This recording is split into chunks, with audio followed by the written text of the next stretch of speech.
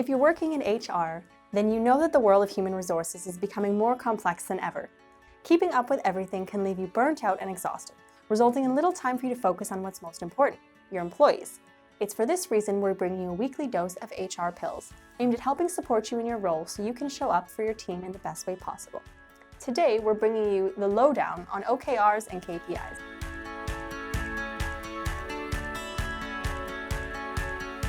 Using these tools are a way to plan and manage your company's goals better, ensuring that you achieve them on time and as planned.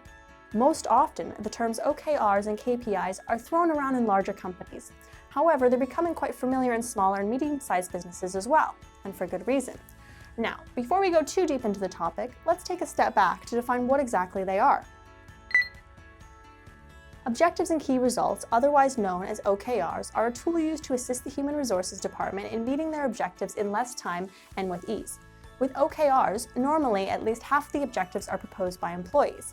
What sets this system apart is by how clearly the objectives are detailed and that of the systems required to reach them. Now, KPIs, on the other hand, are the key performance indicators of a company. These are the measurements that exist within the OKR framework. All right, it's time to dive a little deeper into OKRs. The simple system was popularized by Intel and Google, two of the largest companies using the OKR system. The easiest way to start applying the framework is to first write down your objectives. Next, you want to chart a clear path, which includes quantifiable actions that will help you reach those objectives. To keep you on track, here are 4 key characteristics your OKRs should include. Number 1, they should be quantifiable, allowing you to measure a specific result.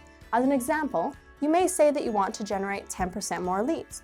Remember that your quantifiable outcomes must be accompanied by a number that is either fixed by a quantity, percentage, or date. Now, number 2, your OKRs must be qualified, meaning that you will need to set a time for when you wish to achieve each objective, such as at the end of the quarter, second quarter, or at the end of the year. Number 3, make your objectives public. Everyone in the company should know what the company goals are. And number 4, your OKRs should be ambitious. If you don't push the limit, you'll never grow.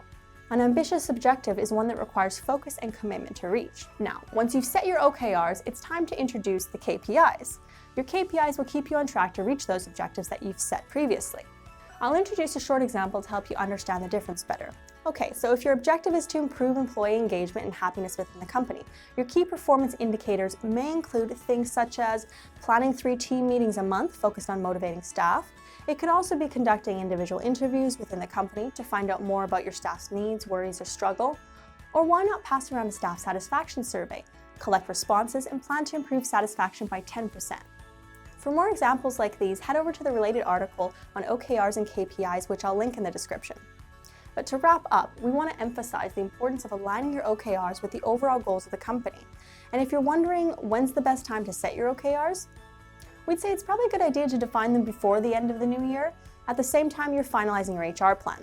Then, every quarter, you can review your objectives and KPIs to see whether you're on track.